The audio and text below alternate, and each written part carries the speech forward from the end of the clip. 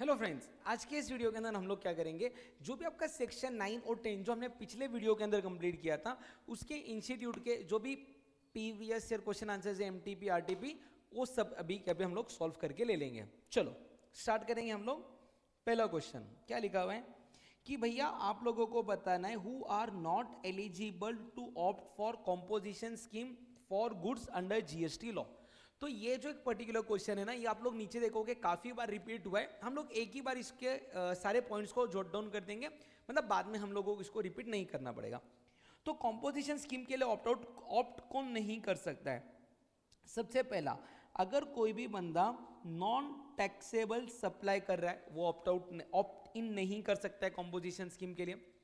Second point, CTP या NRTP होगा तो कॉम्पोजिशन स्कीम के लिए ऑप्ट नहीं कर सकता है।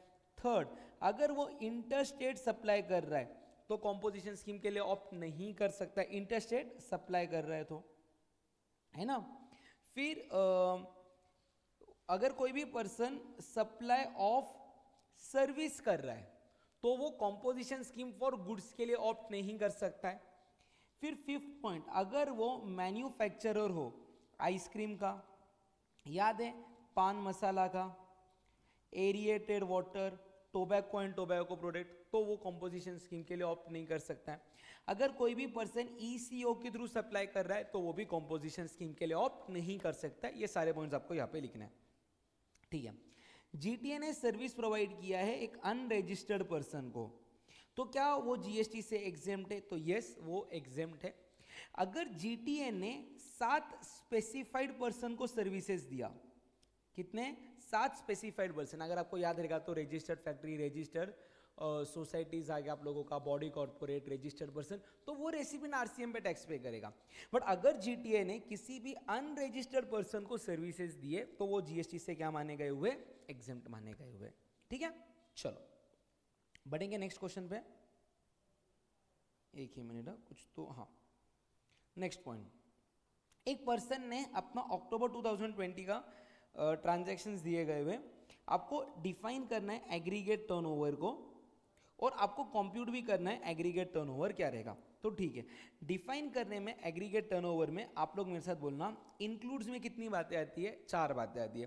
तो सबसे पहले आपका क्या आएगा? All taxable supply. दूसरा क्या आएगा आप लोगों का? All exempt supply. फिर क्या आएगा आप लोगों का? Zero rated supply. फिर क्या आएगा आप लोगों का? Interstate supply between same pan. ये हो गए इंक्लूड वाले पॉइंट। एक्सक्लूड में 2 बातें आएगी, टैक्सेस चार्ज अंडर जीएसटी, और दूसरा एक्सक्लूड में क्या आएगा आपका? इनवर्ड आरसीएम सप्लाई, है ना, ये आएगा। तो ये हो गया आपका कौन सा वाला पार्ट? डेफिनेशन वाला पार्ट। अभी आपको एग्रीगेट टर्नओवर कंप्यूट करने के लिए बोला गया हुआ है, तो इंट्रास्टेट आउटवर्ड सप्लाई आएगा, इंटरस्टेट एग्जेम्प्ट आउटवर्ड सप्लाई आएगा, टर्नओवर ऑफ एक्सपोर्टेड गुड्स यानी कि आपके कौन से हो गई है? जीरो रेटेड सप्लाई, ये भी आएंगे, है ना, ये भी आएगा, ये भी आएगा, ये आएगा। जीएसटी का पेमेंट किया हुआ है वो नहीं आएगा, कस्टम ड्यूटी पे किया है आएगा, payment made for availing GTS services, ये आपका इनवर्ड आरसीएम है, तो ये आएगा क्या? नहीं। तो एग्रीगेट टर्नओवर कितना हो गया आपका? 8 एंड 4 12, 12 एंड 20 32, 32 एंड 40 32,40,000, ये बन गया आपका एग्रीगेट टर्नओवर, ठीक है। चलो नेक्स्ट पॉइंट के ऊपर आएंगे। In following independent cases decide who is liable to pay GST. Veer transporter है, उसने जीएसटी कितना परसेंट लगाया हुआ है? 12%। एंड गुड्स किसको ट्रांसपोर्ट किया है? Dilip company, a sole proprietary firm who is not registered under GST और एनी अदर लॉ, ठीक है। तो अगर यहाँ पे ये बंदा 12% से टैक्स पे कर रहा है तो ये वीर ट्रांसपोर्टर कौन है? आपका सप्लायर। टैक्स कितने परसेंट से पे कर रहा है? 12% से, तो टैक्स पे करने का लायबिलिटी किसके ऊपर है? सप्लायर के ऊपर। कमल जैन एक ऑथर है, उसको 20 लाख रुपीस का कंसिडरेशन मिला और वो जीएसटी में अनरजिस्टर्ड है। किससे मिला उसको? पीक्यूआर पब्लिकेशन से। अच्छा, मतलब ये जो पीक्यूआर पब्लिकेशन है ये कौन बन गया है? रेसिपिएंट। कमल जैन कौन है? सप्लायर, बट वो जीएसटी में क्या है? अनरजिस्टर्ड। वो क्या कर रहा है? टेम्पररी ट्रांसफर कर रहा है कॉपीराइट, तो ये आपका सेक्शन 9(3) के अंदर कवर्ड है, और टैक्स कौन पे करेगा? पीक्यूआर पब्लिकेशन टैक्स पे करेगा, ठीक है। चलो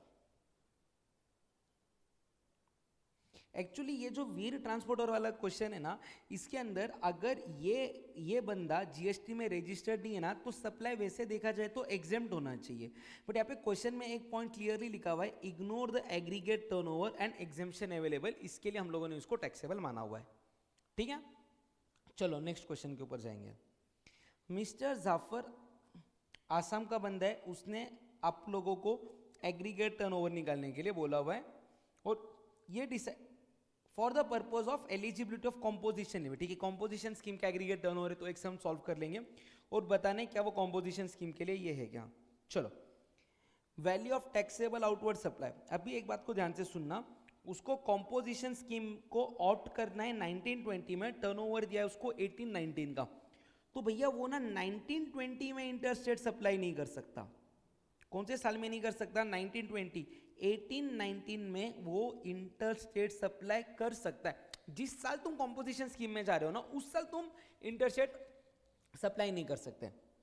तो देखो, value of taxable outward supply, जिसके अंदर का 10 लाख इंटरस्टेट था, अगेन ये कौन से साल में था? 1819। हमें चेक क्या करना है, क्या वो 1920 में कॉम्पोजिशन स्कीम को ले सकता है क्या? 1819 में जो करने का कर, तो ये 50 लाख रुपीस आ गया। वैल्यू ऑफ एग्जेम्प्ट सप्लाई, जिसके अंदर 30 लाख रुपीस इंटरेस्ट मिल रहा है, तो सिर्फ कॉम्पोजिशन स्कीम के लिए अगर आपको इंटरेस्ट मिल रहा है ऑन लोन या डिस्काउंट मिल रहा है ऑन एडवांसेस, तो उसको एक्सक्लूड करेंगे। तो यहाँ पे मेरा ना 70 में से 30 माइनस होगा, कितना आंसर आएगा? 40 लाख। तो इधर मैं लिख दूंगा 40। Value of inward supply on which he is liable to pay tax under RCM, ये मेरे एग्रीगेट टर्नओवर में नहीं आएगा। वैल्यू ऑफ एक्सपोर्ट, यानी कि कौन सा सप्लाई हो गया? जीरो रेटेड सप्लाई, कितना है? 5 लाख आ जाएगा। तो मेरा टर्नओवर कितना हो गया? 50 + 40 90 और 5 95 लाख। अभी देखो, ये बिजनेस कहाँ पे कर रहा है? कुछ दिया हुआ है क्या? कुछ नहीं दिया हुआ। अगर कुछ नहीं दिया तो मानने का नॉर्मल स्टेट में बिजनेस कर रहा है, जिसके लिए कॉम्पोजिशन के लिए लिमिट कितना रहता है? 1.5 करोड़। इसका टर्नओवर 95 लाख है, इसके लिए ये कॉम्पोजिशन स्कीम को ऑप्ट कर सकेगा। ठीक है, चलो एक्सप्लेन करो कौन सी कंडीशन फुलफिल करनी है रजिस्टर्ड पर्सन को, जिसके लिए उसको कंसेशनल टैक्स पे करना है 3%, इफेक्टिव 6%। अब ये क्वेश्चन पढ़ के आपको ये समझ में आना चाहिए कि ये बात कर रहे हैं section 10(2)(a) composition scheme for service provider. क्या क्या कंडीशंस है? एक तो उसका एग्रीगेट टर्नओवर 50 लाख तक रहना चाहिए, उसने कोई भी नॉन टैक्सेबल सप्लाई नहीं करना चाहिए, इंटर स्टेट सप्लाई नहीं करना चाहिए, सीटीपी या एनआरटीपी नहीं होना चाहिए, मैन्युफैक्चरर ऑफ नोटिफाइड गुड्स नहीं होना चाहिए। वो सारे पॉइंट्स आपको यहाँ पे लिखने हैं। तो यही सेम क्वेश्चन आपका क्वेश्चन नंबर 1 जो इसी लेक्चर का हमने यही डिस्कस किया, वापस से एक बार यहाँ पे कॉम्पोजिशन स्कीम सर्विस वालों के लिए आई थी, इसके लिए हमने स्पेसिफिकली उसके ऊपर बात किया। Next question, who are not eligible for to opt for composition scheme? Repeat question है, इसके लिए मैं यहाँ पे कुछ सॉल्व नहीं करूंगा। ठीक है, message Sai trading company and eligible registered dealer in goods making intrastate supply with in Andhra Pradesh has reported aggregate turnover of 78 lakh in the previous preceding financial year. तो क्या वो इस साल कॉम्पोजिशन स्कीम के लिए ऑप्ट कर सकते हैं क्या? तो यस, ऑप्ट कर सकते हैं। आंध्र प्रदेश के लिए लिमिट है 1.50 करोड़ रुपीज। अगर वो इंट्रास्टेट सप्लाई करते हैं जम्मू कश्मीर में, तो ऑप्ट कर सकते हैं क्या? तो भी यस, जम्मू कश्मीर के लिए भी लिमिट कितना है? 1.50 करोड़ रुपीज। बट अगर और कोई स्पेशल कैटेगरी ऑफ स्टेट होता, मणिपुर, मिजोरम, त्रिपुरा, नागालैंड, सिक्किम, उत्तराखंड, तो उसके लिए लिमिट कितना बन गया रहता था? 75 लाख। फिर कॉम्पोजिशन स्कीम अलाउड नहीं होता था। ठीक है, चलो वापिस से एग्रीगेट टर्नओवर का डेफिनेशन पूछा, inclusion and exclusion. I hope ये आप लोग सॉल्व कर पाओगे अभी। फिर अगला पॉइंट आता है, सिद्धि बिल्डर्स जो जीएसटी में रजिस्टर्ड था, उसने 20 रेसिडेंशियल यूनिट्स रेंट पे दिए रुद्रा टेक्नोलॉजीज को, एक IT based registered firm for accommodation of its employ. ये सेक्शन 93 आरसीएम में कवर्ड है, और यहाँ पे जो रेसिपिएंट है रुद्रा टेक्नोलॉजीज, वो आरसीएम बेसिस पे गवर्नमेंट को टैक्स पे करेगा।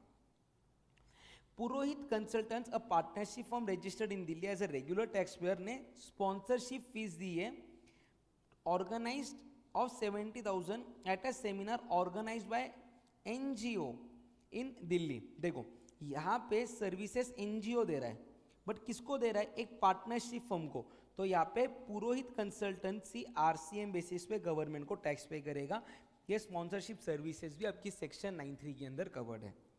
ठीक है, ये एक अच्छा क्वेश्चन है, ध्यान से सुनना। अगर जब हम लोगों ने लेक्चर नंबर 1 रिकॉर्ड किया था, सॉरी लेक्चर नंबर 3 रिकॉर्ड किया था या 1, मेरे को याद नहीं आ रहा अभी, तो मैंने एक बात आप लोगों को बताई थी कि जीएसटी में अगर आपको रजिस्ट्रेशन लेना है तो सेक्शन 22 आपको कंपल्शन करेगा अगर आपका एग्रीगेट टर्नओवर एक्सीड करेगा एक बेसिक एग्जेम्पशन लिमिट में। कुछ याद आ रहा है? याद करो, देखो मणिपुर, मिजोरम, त्रिपुरा, नागालैंड, यहाँ पे लिमिट था 10 लाख रुपए का।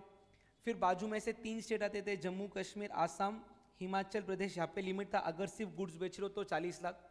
याद आ रहा है ऐसा कुछ? तो उसी बेसिस पे एक क्वेश्चन है, ध्यान से देखना। ये जो वेडिंग बेल्स है, ये वेडिंग फोटोग्राफर है, उसने कमेंस किया है प्री वेडिंग शूट का सर्विसेज इन फाइनेंशियल ईयर 2021। देखो अप्रैल 20 से जून 20 तक उसका टर्नओवर था 20 लाख, यानी कि भैया यहाँ पे ना इसको रजिस्ट्रेशन ही रिक्वायर्ड नहीं था, मतलब फिर वो टैक्स पे नहीं करेगा।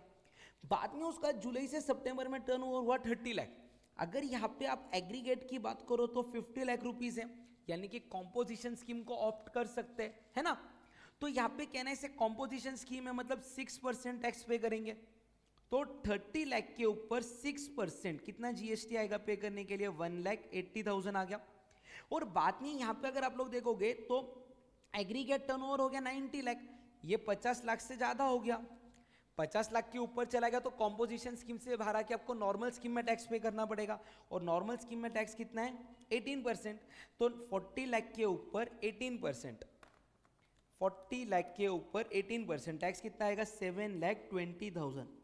सर यहाँ पे आपने कॉम्पोजिशन स्कीम क्यों माना? क्योंकि देखो ना, यहाँ पे एक लाइन है, वेडिंग बेल को इच्छा है वो लोअर रेट पे करके कॉम्पोजिशन स्कीम को ऑप्ट करे, तो 50 लाख तक चलेगा, इसके लिए हमने यहाँ पे कॉम्पोजिशन स्कीम को ऑप्ट किया। बट ये वाला जो क्वार्टर था पर्टिकुलर, यहाँ पे वो कॉम्पोजिशन स्कीम को चाके भी नहीं ले सकता, क्योंकि उसका एग्रीगेट टर्नओवर किसके ऊपर चला गया था? जो लिमिट है 50 लाख का, उसके ऊपर चला गया था।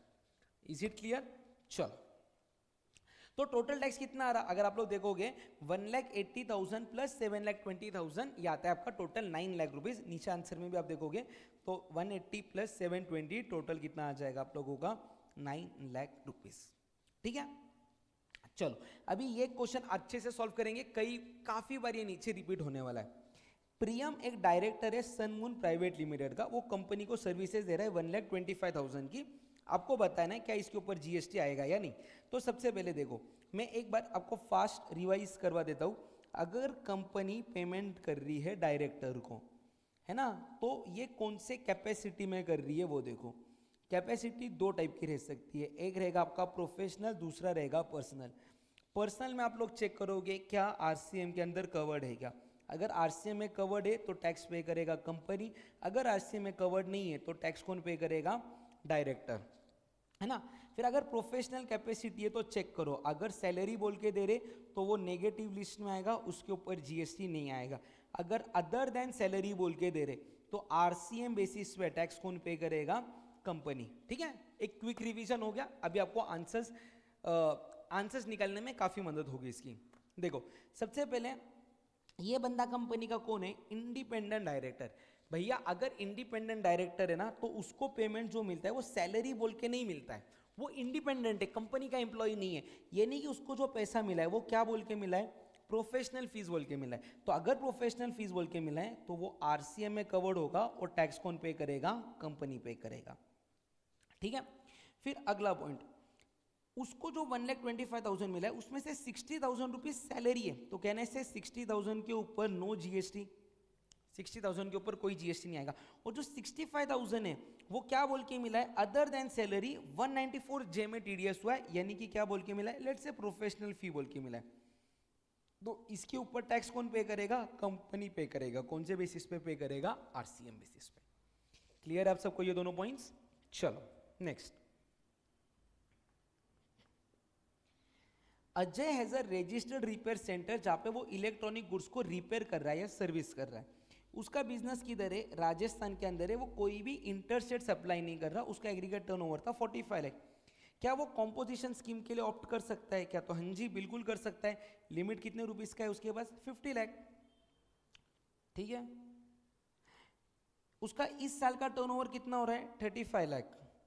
तो 35 लाख का टर्नओवर हो रहा है तो टैक्स कितना पे करेगा? तो सीधी बात है 35 लाख के ऊपर टोटल 6%, 35 लाख इंटू 6% कितना आता है ये? 2,10,000। अच्छा 2,10,000 आपका CGST और SGST मिला के, यानी कि अगर मैं डिवाइडेड बाय 2 करूँ तो CGST आएगा 1,05,000 एंड SGST भी कितना आएगा आपका? 1,05,000। अगले लाइन में क्या बोल रहे हैं? मिस्टर अजय ने प्रोक्योर किए हैं few items from neighbouring state. भैया उसने क्या किया है मालूम है क्या? इंटर स्टेट परचेस किया है। इंटर स्टेट क्या किया है? परचेस। तो परचेस किया तो चलेगा ना, इंटर स्टेट सेल नहीं चलता। तो आपका आंसर चेंज होगा क्या? बिल्कुल भी नहीं, आंसर चेंज नहीं होगा, वो फिर भी कॉम्पोजिशन स्कीम को ले सकता है। ठीक है, चलो उसके बाद में क्या लिखा है? Mrs handsome and like me company एक पार्टनरशिप फर्म है मुंबई में जो अपना मोबाइल फोन का शोरूम यूज कर रहे हैं। वो साथ में क्या कर रहे हैं? Providing health and fitness services. देखो कॉम्पोजिशन स्कीम क्लियरली क्या बोलता है कि आप सप्लाई ऑफ सर्विस नहीं कर सकते। हाँ, अगर आपका मोबाइल का बिजनेस है, उसी के साथ में कोई भी मोबाइल का रिपेयरिंग का सर्विस दे दिया तो वो आप कर सकते हो 10% of aggregate turnover of previous financial year, sorry, और ₹5 lakh whichever is higher. But यहाँ पे अगर आप लोग सर्विस का नेचर देखोगे ना तो कौन सा नेचर है? Health and fitness services. अच्छा ठीक है, मोबाइल शोरूम का टर्नओवर था 78 लाख, हेल्थ एंड फिटनेस का था 26 लाख। तो अगर टोटल वैसे देखूंगा मैं एग्रीगेट टर्नओवर इनका तो वो होता है 1 करोड़ 4 लाख, जो कि 1.5 करोड़ से नीचे। बट इसके अंदर क्या हो रहा है ना, सप्लाई ऑफ सर्विस हो रहा है, जो सेक्शन आपका 10(1) रेड विथ सेक्शन 10(2) ये मना करता है ना। तो इस केस में भैया क्या ये फर्म कॉम्पोजिशन स्कीम को ऑप्ट कर सकता है क्या? आंसर इज नो, सॉरी, ये कॉम्पोजिशन स्कीम को ऑप्ट नहीं कर सकता बिकॉज वो सप्लाई ऑफ सर्विस भी कर रहा है। फिर उनका बोलना है कि आपका आंसर चेंज होगा अगर शोरूम का टर्नओवर 74 लाख था और फिटनेस का 18 लाख था। चलो 74 प्लस 18 भी कर दे तो भी 92 लाख होता।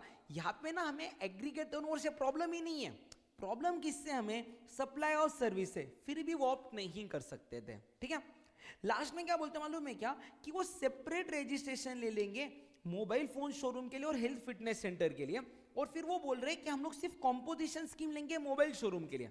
भैया देखो कंपनी तो एक ही है, मतलब पैन कार्ड एक ही है, एक पैन कार्ड पे अगर 2 GST नंबर निकले तो ये दोनों आइदर सेक्शन 9 में जाएंगे और सेक्शन 10 में।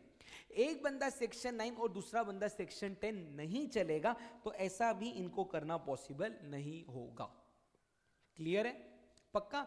ये भी क्वेश्चन काफी बार नीचे रिपीट होने वाला है, तब अपन डिटेल में नहीं देखेंगे, हम लोगों ने अभी इसको समझ लिया है। चलो नेक्स्ट वन पे आते हैं। अगर इनकम मिल रहा है महाराष्ट्र गवर्नमेंट को from renting of immovable property to a Ganpati Maurya private limited जो GST के अंदर रजिस्टर्ड है, turnover was of the company was 18 lakh in the preceding financial year, is GST payable in this case? If yes, who is liable to pay? देखो इस case में Ganpati Maurya limited एक registered person था, इसके लिए उसको RCM बेसिस पे government को टैक्स पे करना पड़ेगा। क्या मेरा क्या होगा? मान लो अगर ये गवर्नमेंट सर्विसेज किसी भी अनरजिस्टर्ड पर्सन को देता था, अनरजिस्टर्ड पर्सन को, तो उस केस में गवर्नमेंट को टैक्स पे करना पड़ा रहता था फॉरवर्ड चार्ज मैकेनिज्म में। ठीक है, फिर एक डायरेक्टर को कंपनी से सिटिंग फीस मिल रहा है, सिटिंग फीस मतलब अदर देन सैलरी, तो RCM बेसिस पे गवर्नमेंट को टैक्स कौन पे करेगा? कंपनी पे करेगा। ठीक है, what do you mean by input tax? जो भी परचेसेस करने के लिए आप लोगों ने गवर्नमेंट को टैक्स पे किया उसको बोलेंगे इनपुट टैक्स। अगर आप लोगों ने कोई भी इनवर्ड सप्लाई किया RCM बेसिस पे जिस पे आपने गवर्नमेंट को टैक्स पे किया उसको भी हम लोग क्या बोलेंगे? Input tax. इसको एक बार रीड कर लेना वैसे सिर्फ आप। ठीक है, ये देखो ये स्क्रीन के ऊपर है, देख लेना आप लोग एक बार। चलो फिर बताओ क्या इन फॉलोइंग केसेस में पर्सन कॉम्पोजिशन स्कीम को ले सकते हैं क्या? मोहन एंटरप्राइज ट्रेड कर रहा है पान मसाला में in Rajasthan and is registered in the same state. सुनो ना, उनका टर्नओवर 1.5 करोड़ के नीचे है एंड वो पान मसाला में ट्रेडिंग कर रहा है, तो सेक्शन 10 को ऑप्ट कर सकता है। अगर वो मैन्युफैक्चरिंग करता था तो वो कॉम्पोजिशन स्कीम के लिए एलिजिबल नहीं होता था। सुगम मैन्युफैक्चर का रजिस्टर्ड ऑफिस है पंजाब और हरियाणा में एंड वो गुड्स बेच रहे हैं इन नेबरिंग स्टेट, यानी कि वो कौन सा सप्लाई कर रहे, इंटर स्टेट सप्लाई कर रहे, तो भैया सॉरी आप कॉम्पोजिशन स्कीम को ऑप्ट नहीं कर सकोगे। ठीक है, चलो एक यूनाइटेड इलेक्ट्रॉनिक्स करके बंदा है, वो सप्लाई कर रहा है all types of electronic item और उसका टर्नओवर है 1.20 लाख और वो कर्नाटक में बिजनेस कर रहा है। वो एक्सपेक्ट कर रहा है कि वो साथ में रिपेयर्स एंड मेंटेनेंस का भी सर्विस देना चाहता है, तो क्या वो कॉम्पोजिशन स्कीम को ले सकता है क्या इस साल में? तो आंसर इज यस, बिल्कुल ले सकता है, क्योंकि उसका turnover 120 lakh is less than 150 lakh, यानी कि 1.5 करोड़ से तो कम ही है, तो ले सकता। क्या वो साथ में सर्विसेज दे सकता है क्या? तो आंसर इज यस, दे सकता है। पिछले साल का टर्नओवर जो था उसका 10%, यानी कि कितना आएगा 12 लाख और 5 lakh whichever is higher, तो वो सर्विसेज कितने रुपीस तक दे सकता है? 12 लाख रुपीस तक सर्विस दे सकता है, कोई प्रॉब्लम नहीं। ठीक है, स्वामीनाथ ने बिजनेस को स्टार्ट किया था सप्लाई ऑफ शूज को, उसका अप्रैल से जून क्वार्टर का टर्नओवर था 20 लाख एंड फॉर जुलाई टू सितंबर क्वार्टर 100 लाख था। 1/4 of his total turnover in each quarter was exempt from GST. उसने अपने आप को जीएसटी में रजिस्टर कराया 1 जुलाई से। चलो परफेक्ट, अपने को टैक्स बताना है, उसको कितना आएगा अंडर कॉम्पोजिशन स्कीम, ये मान के कि वो मैन्युफैक्चरर है। क्या आपका आंसर चेंज होगा अगर वो ट्रेडर रहेगा तो? सबसे पहली बात, ये वाले क्वार्टर में वो बंदा जीएसटी में क्या था? अनरजिस्टर्ड, यानी कि इसके ऊपर कोई भी टैक्स देने का सवाल नहीं आता। फिर जब उसने अपने आप को रजिस्टर करवा दिया, तो मैं बात करूंगा सबसे पहले मैन्युफैक्चरर की। मैन्युफैक्चरर को उसको 100 लाख एग्रीगेट टर्नओवर पे 1% टैक्स देना पड़ेगा, यानी कि वो कितना आ जाएगा 1 लाख रुपीज, सिंपल। बट अगर भैया यही वो ट्रेडर रहता तो 100 लाख को 2 टाइप में आपको बांटना पड़ा रहता था। एग्जेम्प्ट सप्लाई 1/4 है, यानी कि 25 लाख का एग्जेम्प्ट सप्लाई हो गया, यानी कि टैक्सेबल सप्लाई कितने का हो गया उसका 75 लाख। तो अगर ये ट्रेडर है तो इसके ऊपर तो जीएसटी नहीं आएगा, जीएसटी सिर्फ टैक्सेबल कंपोनेंट पे आएगा, तो 75 लाख का 1% कितना आएगा? ये 75,000 रुपीज। क्लियर है आप सबको? कुछ भी अगर डाउट रहेगा आप कमेंट में बोल देना, मैं जरूर ट्राई करूंगा मैं हर एक पर्सन की क्वेरीज को रिप्लाई दे दूं आप लोगों के।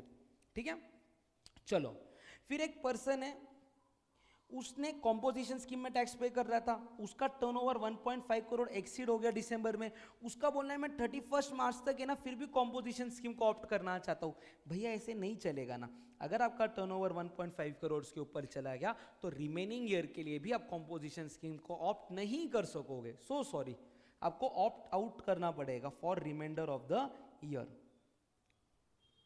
चलो फिर miss Sheenu Ambani provided sponsorship services to Indian cricket academy and LLP. देखो ये सप्लायर है, ये रेसिपिएंट है। स्पॉन्सरशिप सर्विसेज अगर एलएलपी को मिल रही तो एलएलपी आरसीएम पे टैक्स पे करेगी। फास्ट मूव जीटीए ने ट्रांसपोर्ट किए एक पार्टनरशिप फर्म के सर्विसेज। अच्छा, जीटीए सर्विसेज अगर पार्टनरशिप फर्म को दे रहा है, जीटीए सर्विसेज किसको दे रहा है? पार्टनरशिप फर्म को जो जीएसटी में रजिस्टर्ड नहीं है, फर्क नहीं पड़ता, तो भी पार्टनरशिप फर्म आरसीएम बेसिस पे गवर्नमेंट को टैक्स पे करेगी। ठीक है, चलो नेक्स्ट पॉइंट। ये वापिस से सिटिंग फीस वाला पॉइंट है, मैंने आप लोगों को ऑलरेडी बता दिया था। स्पॉन्सरशिप सर्विसेज एलएलपी को मिला, ये भी हमने जस्ट पढ़ लिया। फिर लीगल फीस मिल रही है by Gaba and advocate from Naveen consultant having a turnover of 50 lakh in preceding financial year. तो नवीन कंसल्टेंट आरसीएम बेसिस पे गवर्नमेंट को टैक्स पे करेंगे। ठीक है, ये वाला एक जो पर्टिकुलर क्वेश्चन है ना, इसके लिए ना आप लोग एक काम करना, जब एग्जेम्पशन चैप्टर पढ़ोगे ना उसके बाद ये क्वेश्चन के ऊपर आना, तब आपको ज्यादा अच्छे से समझेगा ये क्वेश्चन क्या है। ठीक है, चलो फिर एक पर्सन है, वो कंसल्टिंग फर्म चला रहा है अपनी, और साथ में उसका रेडीमेड गारमेंट का शोरूम भी है। शोरूम का टर्नओवर 75 लाख है, कंसल्टेंसी का 50 लाख है, 15 लाख है। कॉम्पोजिशन स्कीम ले सकता है क्या? बिल्कुल भी नहीं ले सकता है। सिर्फ शोरूम के लिए ले सकता है क्या? बिल्कुल भी नहीं। यहाँ पे क्यों नहीं ले सकता है? क्योंकि सप्लाई ऑफ सर्विस कर रहा, एंड एक पैन में जितने भी रजिस्ट्रेशन है आइडर अंडर सेक्शन 9 और सेक्शन 10। चलो ठीक है, ये सेम रिपीट है क्वेश्चन, मैं इसके ऊपर ज्यादा टाइम नहीं डालूंगा। Under GST law, tax on taxable services supplied by central government to business entity are payable by recipient of service। इसके एक्सेप्शन क्या है? याद है आपको जब अपन सेक्शन 9(3) पढ़ रहे थे, जो 5th पॉइंट है उसके अंदर मैंने बताया था कि 4 बातें। देखो, अगर गवर्नमेंट ये 4 सर्विसेज दे रही है, renting of immovable property, services by department of post और इंडियन रेलवे, फिर सर्विसेज इन अपने इन रिलेशन टू एयरक्राफ्ट और वेसल, और लास्ट में कौन सा आता है आपका पैसेंजर ऑब्लिक गुड्स ट्रांसपोर्ट का सर्विस। तो इस केस में आपका आरसीएम एप्लीकेबल नहीं होगा, टैक्स पे करना पड़ेगा एफसीएम बेसिस पे, वो वाला पॉइंट है ये। एक बंदा है कॉम्पोजिशन स्कीम में टैक्स पे कर रहा है, क्या उसको टैक्स इनवॉइस इशू करना है क्या? आंसर इज नो भैया, वो तो टैक्स इनवॉइस इशू कर ही नहीं सकता है, उसको बिल ऑफ सप्लाई इशू करना पड़ेगा। पर्सन का टर्नओवर 1.5 करोड़ दिसंबर में चला गया, रिमेनिंग ईयर के लिए बोल रहा कि कॉम्पोजिशन स्कीम में टैक्स पे करना है, चलेगा क्या? नहीं चलेगा। फिर ये 1,25,000 वाला भी मैंने आप लोगों को ऑलरेडी बताया हुआ है। फिर हाँ, discuss the taxability of shares held in a subsidiary company by holding company. Actually ये ना सप्लाई वाले चैप्टर का क्वेश्चन है, इस चैप्टर का नहीं है, बट स्टिल मैं बता देता हूँ कि अगर कोई भी शेयर्स होल्डिंग कंपनी ने सब्सिडियरी कंपनी के अंदर लिए तो शेयर्स क्या है आपके? एक सिक्योरिटी है। सिक्योरिटी भैया गुड्स भी नहीं माना गया हुआ है, सर्विस भी नहीं माना गया हुआ है, बराबर है, तो इसके ऊपर तो कोई टैक्स आएगा ही नहीं ऐसा, because it is neither goods nor services. कौन टैक्स पे करेगा? ये भी रिपीट क्वेश्चन है।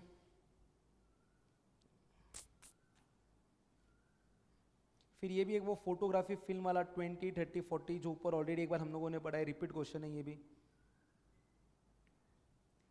ये भी देखो, स्पॉन्सरशिप सर्विसेज एलएलपी को गुड्स ट्रांसपोर्ट एजेंसी ने पार्टनरशिप फर्म को सर्विसेज दिया, कहना से ये भी आपका रिपीट क्वेश्चन हो गया है। चलो एक क्वेश्चन है, Mohan enterprises registered person having principal place of business in Gandhinagar Gujarat, उसने एडवोकेट समीर और registered person from Ahmedabad Gujarat से सर्विसेज लिया, ठीक है। शेखर एंड अनरजिस्टर्ड, अच्छा यहाँ तक एक क्वेश्चन है, तो यहाँ तक तो सीधी बात है, टैक्स कौन पे करेगा? रेसिपिएंट पे करेगा, यानी कि मोहन एंटरप्राइजेस, क्योंकि ये 9(3) के अंदर कवर्ड है। Shekhar and unregistered person provided services of labour to Mohan enterprises, तो ये जो सेकेंड वाला ट्रांजैक्शन है ये वाला, ये तो कहीं पे भी 9(3) में कवर्ड नहीं है, तो इस केस में टैक्स आएगा ही नहीं, क्योंकि सप्लायर अनरजिस्टर्ड है, ठीक है। हाँ, तो क्या मोहन एंटरप्राइजेस आरसीएम बेसिस पर टैक्स पे करेगा जो उसने सर्विसेज किससे ली रहेगी? एडवोकेट समीर से ली रहेगी, ठीक है। देखो, labour services is not payable under RCM, but ये जो उसने एडवोकेट समीर से सर्विसेज लिया उसके ऊपर आरसीएम आ जाएगा।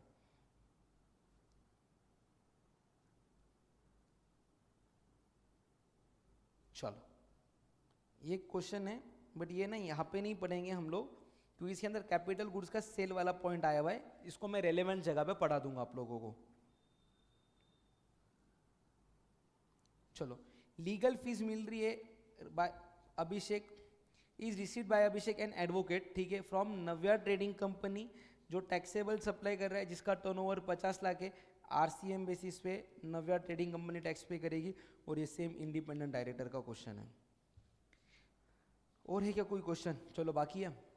GST is payable on advance received from supply of goods and services taxable under forward charge, do you agree with the statement? Actually देखा जाए तो ये सेक्शन 7 का क्वेश्चन है। तो अगर मेरे को एडवांस मिल रहा है, क्या मिल रहा है? एडवांस दो बातों के लिए मिलेगा, गुड्स सर्विसेज। सर्विसेज के लिए मिला तो टैक्स पेएबल है, गुड्स के लिए मिला तो टैक्स पेएबल नहीं है। सर इसका लॉजिक क्या है? तो जब हम लोग सेक्शन कौन सा आपका 12 एंड 13 पढ़ेंगे टाइम ऑफ सप्लाई, उसके अंदर आप लोगों को इसका लॉजिक समझ में आ जाएगा। फिर ये अगेन सॉरी यार, सप्लाई चैप्टर का क्वेश्चन इधर मिक्स हो गया। अगेन ये भी सप्लाई चैप्टर का क्वेश्चन है, क्या पता कैसे अगर टीम से गलती हो गई है, कोई बात नहीं। चलो, हम लोगों ने ऑलमोस्ट 32 या 33 क्वेश्चंस इसके सॉल्व कर दिए, हार्डली आधे घंटे के अंदर हो गए हुए। तो अगर आपने ये वीडियो 1 या 2 बार भी देख लिया तो आई होप एग्जाम में कोई भी टाइप का क्वेश्चन आ जाए आप लोग उसको सॉल्व कर पाओगे, है ना। चलो, अगर वीडियो पसंद आया है तो आप लोगों को मालूम है, छोटी सी तो रिक्वेस्ट है, लाइक कर दो, कमेंट कर दो, और जो भी आपके सीए इंटर के दोस्त है जिनका अटेम्प्ट सितंबर 25 या जैन 26 में, प्लीज़ उनके साथ शेयर कर देना। और चैनल पे नए हो तो मेरे मोटिवेशन के लिए एक छोटा सा सब्सक्राइब बटन दबा दो, आपका कुछ नहीं जाएगा इसके अंदर, मुझे मोटिवेशन काफ़ी सारा मिल जाएगा, ठीक है। चलो, that's it for the day guys, see you all in next lecture, bye bye.